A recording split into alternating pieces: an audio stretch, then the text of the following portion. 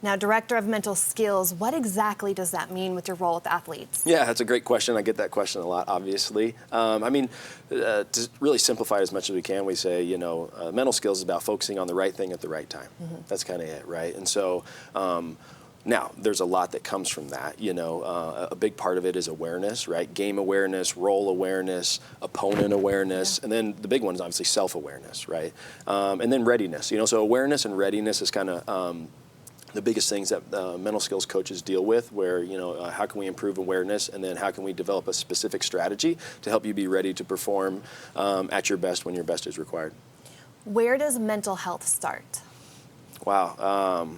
That's a great question. Obviously, it starts with the individual, right? It starts with them, because we can't cut your head open and see your thoughts. Yeah. We can't do that. But I think from after the individual, once they start to develop an awareness about themselves and kind of their thoughts and how their thoughts impact their behaviors, and then it goes to the teammates, right? Parents are part of that, and coaches obviously are a huge part of that because they carry the message and they carry the direction of the team. And so, but initially it starts with the individual developing a higher level of awareness on how their emotions and how their thoughts impact their behaviors.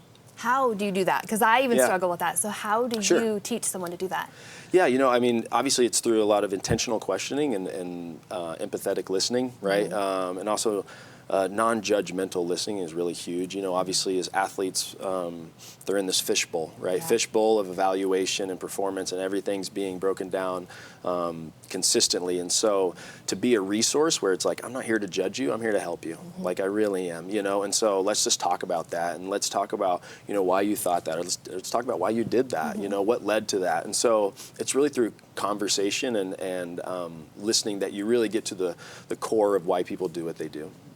Now, that conversation you just mentioned, there's such a stigma around mental health. Right. So how do we break that? How do we get to a place where athletes know that mental health is just as important as physical health? Sure. I would even, I would even venture to say that mental health is more important than physical health for this reason alone. It's like, we were talking earlier about lifting weights, right? I can go lift weights for a month. I can lift weights for a month, and then if I don't do anything for a week, I'm still strong, I'm still good, but shoot, I could be having a great day, I could be having a great week, I could be having a great month, and then somebody says one thing, right? And then all of a sudden it's like, oh, wait, really? That's how you see me, or that, right? And, I've been fortunate enough to work with, professional athletes, future Hall of Famers, current Hall of Famers, and they struggle with confidence too, right? And so, but I think what it takes to go from good to great, or what it takes to become to take your talent to the next level. I think what it takes to do that is a spirit of humility, right? And a sense of vulnerability, and humility is not about denying your strengths. Yeah.